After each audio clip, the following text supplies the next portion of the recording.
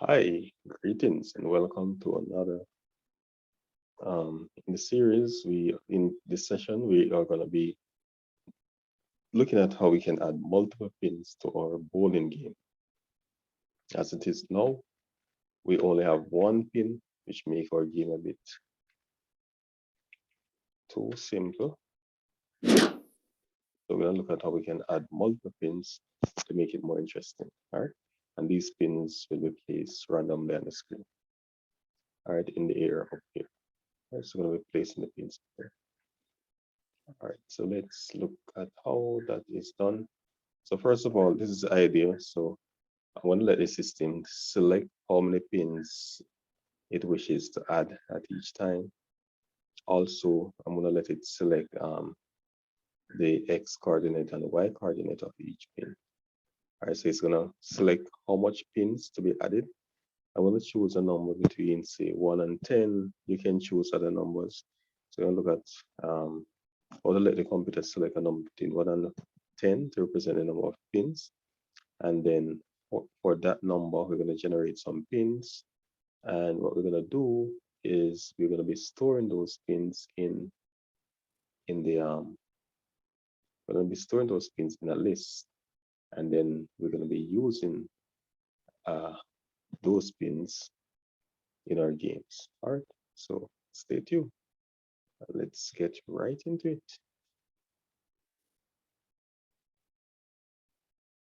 All right, so here we go again. So I'm going to find the first pin that we would have added, which is this one. So here we added a pin here. Now I'm going to modify this entire section. All right, so I'm going to create, first of all, I'm going to create a list to store the different pins that I wish to have in my game. All right, so I'm going to create a list, and this list actually will be used in that regards, all right, to store the number, the different pins of it. All right, so I'm going to call this list called pins with an S, with an S, um, and that's going to be equal to, it's going to be an empty pin, empty list to start with, right? So the list is going to be empty at start. What we're going to do is within the method, so we're going to be using a method to add different pins. All right, so I'm going to make all of this section here into a method. So I'm going to define a method called add pin.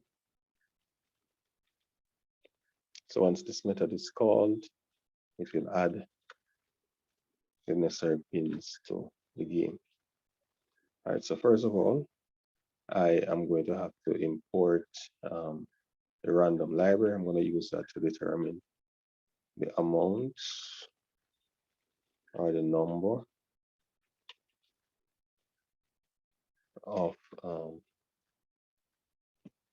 of pins to be generated. Let's say number, let me use the word amount, is equal to random, that's rand int. It's going to choose a integer, so rand int allow you to choose within a certain range. So I'm going to put between 1 and 10. All right. So you can actually look into the Python's API for different ways you can use a random method. So I want to import random. All right. So this will give me a number between 1 and 10. And what happened is that that number is going to represent the amount of pins that we wish to generate for this game. All right, so once the number has been selected, what we're going to do is we're going to jump into a loop. I'm going to loop that amount of time. So I'm going to repeat that amount of time to generate the different pins now to add them to the list. So let's say something like 4 count in range, and the range I'm looking at is 1 to the amount. All right, so I'm going to repeat that amount of time. And what I'm going to do here is going to generate some random numbers for the X and Y coordinates of the pins. All right, so I'm going to say for the X coordinate. So all I'm doing here, I'm going to be using a random function. All right, so it's called a rand int again. And for the X coordinates, if you know how a graph sheet looks, all right, so in the middle here is 0. As you go up, that increases. As you go to the left, that decreases. As you go to the right, that increases. So we're going to choose a number for the X between negative 280, that's over the left side, to positive 280. So any number within that range is going to be negative 280 to positive 280. All right, so this will add a little dynamic to our game. So the coordinates will be selected random. So the Y coordinate is going to be equal to random. That rand int. And again, the Y coordinate, I am gonna be ranging between 180 and 220, right? In terms of how high or how low. Right? I don't want the pins to be too far down. That's why I'm using 180 and 220. Right? So the Y coordinate will be selected randomly, as well as the X coordinate. All right. Now, what we're gonna do next is that we're gonna be doing pretty much what we would have done when we had our one turtle, or one pin, that is. So first of all, we're gonna create a pin. So we're gonna say pin equal to turtle.turtle. Good. We're gonna do our pen up again. And this time, please note this change. Instead of fixing the pin at a particular location, we're gonna put the pin at its X and Y location. All right, so we put the pin at its X and Y location. Again, the pin shape is going to be the same image that we would have created and used earlier. Now, another very important part here is when we are adding or appending the pin to the list. So remember, we would have created a list here to store the different pins that we have generated. So all we're going to see now is pins that append. So the append function will add a pin to the end of the list. Right. So pins that append P, and that will add a pin to the end of the list. All right. Good. Now, so whenever the game starts, we are going to just automatically call this method. So I'm just going to call it here. Let's say add pin. All right. So once the game has started, automatically it will add the pins here. All right. So I'm going to just save this and just run it so we can see what we have so far. So there is a little problem here. There's an extra T here.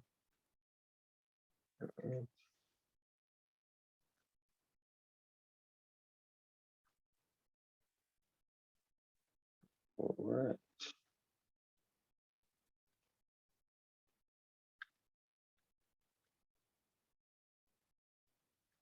So let's just check this. All right, so we also need to take care of what happens down here or as well. All right, so remember we no longer have pin here. So let me just take this out just for a short moment. And it's gonna get back there and fix it. All right, so just for you to see what is happening here. All right, so we got one pin when we run. Let's run it a second time to see if the number changes.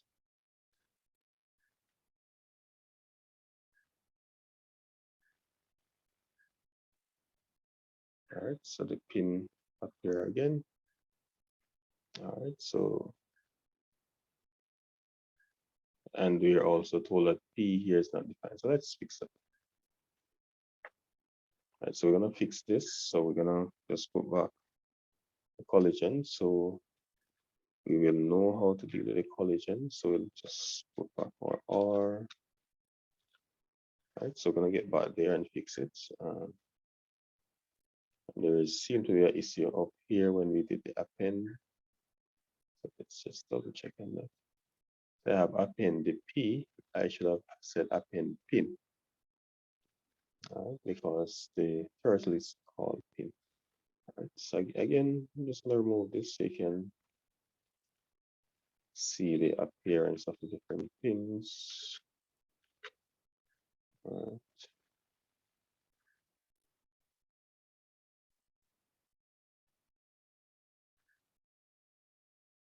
All right, so one up here this time. All right, so there's one there. I run it again. We should see. All right, so here we have some. So that's what we have now. So we have some additional numbers up here.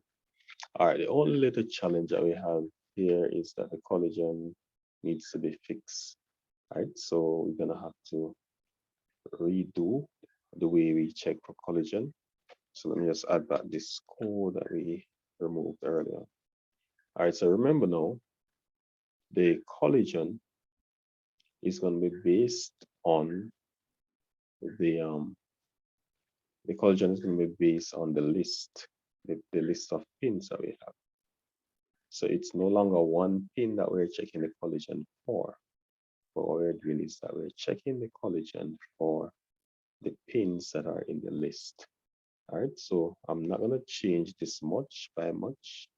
So all I'm going to say here is I'm going to drop this into a loop, and I'm going to be looping through the list of pins.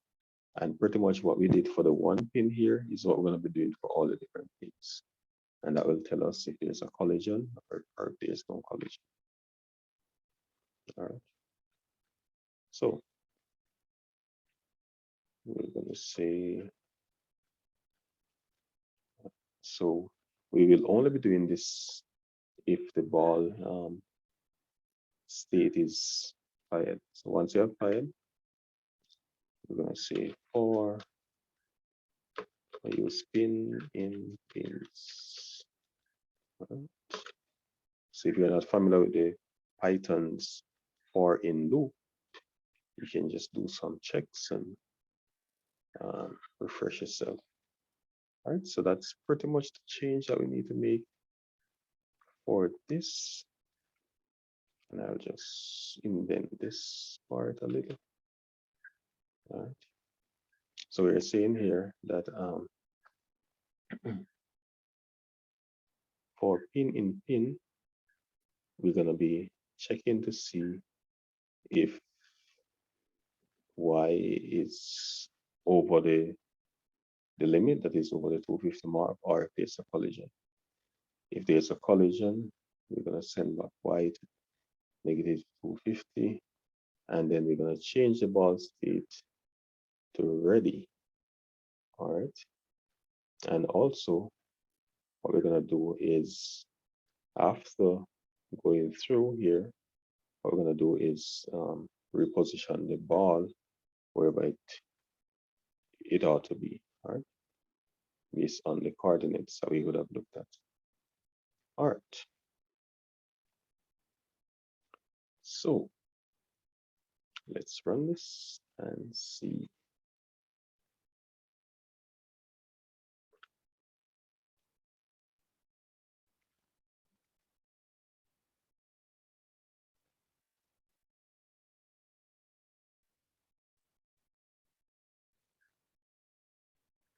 So there we have it. Let's see. That's one, two. It seems to be working fine so far.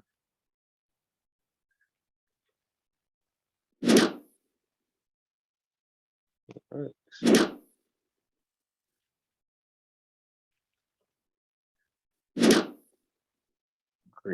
Great job. Hope you're following. So what we have done just now is that we look at how to add multiple pins to our game. All right, so we created a list, or rather, so we created a list here, and we define a method, and this method uses a random library to generate a random number between 1 and 10 to indicate the number of pins to be added. Based on the number that we got, we loop that amount of times, randomly generate the X and Y coordinates. Then we create a pin turtle, and we position the turtle, set the shape, and we add that pin to the list by appending. This is done repeatedly based on the number that is selected here. So all the pins that have been generated are actually stored in the pins list. All right, great. All right, so far, so having done that, we realized that we needed to redo section of our meanwhile loop. So we need to check through all the pins to see if there's any collision with the ball. So once there's a collision with the ball, then we would have incremented the score, and then we would have changed the ball state already. We also repositioned the ball to the bottom where it's in its original state. And here, this is where we set the Y coordinate, and this will actually just move the ball down for us. All right, so thank you for watching. Now in our next video, what we're going to be doing is we are going to look at how we may go about resetting or restarting our game. So here we have our game going. So if we score, the score is going to increase. But what if we want to just restart? Now we have cleared off everything. All right, so the next thing we're going to do is we'll look at how we can actually restart this game. And to restart the game, the option that we have there is escape. So if somebody presses escape, expect that the game be restarted. All right, so stay tuned and see you in the next video.